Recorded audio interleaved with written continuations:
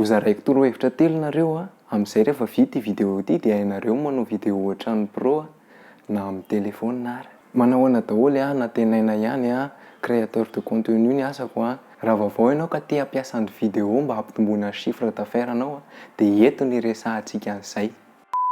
Vaovao tsara be ho anao ity amin'izao tsy mila matériel be hoe mividy caméra be zany intsony vao hoe manao vidéo tsara fa na io téléphone ihany ary dia tena afaka manao an'ilay izy. Ny anahy zao tena izay mihitsy ny ampiasaiko téléphone ihany ny anaovako an'ity vidéo ity. Telo ilay izy ny voalohany indrindra dia ny son. Sarotra amin'ny olona ny tolérer vidéo ratsy feo zany na hoe tena tsisy son. Mora amin'ny olona no tolérer vidéo ratsy image fa hoe audible tsara amin'ny feo satria rehefa manao vidéo dia manao audiovisuel dia ao anatin'ilay audiovisuel audio mandeha alohan'ilay visuel.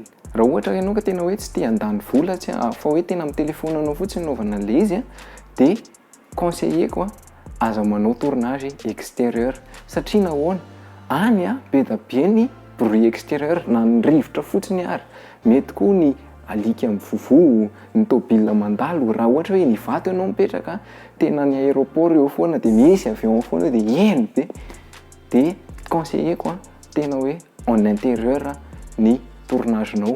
Ankoatran'izay en intérieur jerevo tsara ny toerana sao dia hoe misy écho be na manakoako be. Ny fandroany ny image mila stable. Mety tenter ianao hanao an'ilay vidéo ohatra izao dia hoe tazominao amin'ny tanana dia mety tsy mipaly izy amin'ny voalohany fa rehefa tena mandeha dia ohatran'ny mankaleo satria mihetsiketsika ny tananao, mihetsiketsika ny tananao dia ohatran'ny mandreraka amin'ny maso kely ilay izy fa mila stable ny vidéo anao. Izany hoe ny anahy zao ny ampiasaiko ato tiany misy ato an-trano dia apetraka eto ny anahy. Io zao ny ampiasaiko ohatr'izay. Ny anao mety hoe boky ny ao an-trano na mety hoe apetraka amin'ny rindrina fotsiny dia mba hoe stable zany mba tsy mihetsika zany ilay izy. Raha ohatra hoe efa manana trépied ianao dia izay ampiasaina tsy maninona mihitsy. Dia fahatelo farany ny lumière. Ny caméra na ny téléphone io tena mila lumière be mihitsy fa ianao nefa tsy voatery hoe hanao investissement ana spot be reny na hoe mila LED panel be. Ho anahy manokana zao tsy mividy lumière fa tena hoe lumière naturelle ny ampiasaiko. Ny zavatra ataoko dia miplacer ny caméra sy ny vatako fotsiny eo alohana fitaratra dia sokafako ngeza be ilay fitaratra dia amin'izay miditra ilay hazavana dia izay fa hainao ilay izy afaka manao vidéo ohatran'ny pro ianao. Ny vidéo tena haute puissant be mihitsy fa ilay izy mila manao an'ilay izy vao mahatsapa an'ilay izy. Fa na izany aza nefa ny tena zavatra important dia le contenu zarainao. Hoy izy ny amerikanina izay hoe content is king.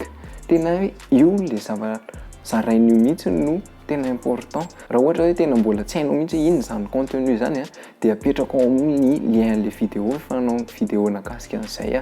Raha ohatra koa ianao hoe tena resa lahatra fa hanao an'le vidéo amin'izay nefa ny tena hoe mbola matahotra amin'ny resaka face caméra dia misy vidéo koa mamaha izay olan'izay efa nataoko apetraka ao ny lien. Dia raha nanampy anao ity vidéo ity dia zarao dia tena hoe asivo réaction dia j'aime eo ny page s'abonne amin'ny chaîne dia amin'ny herinandro indray miaraka amin'ny vidéo vaovao.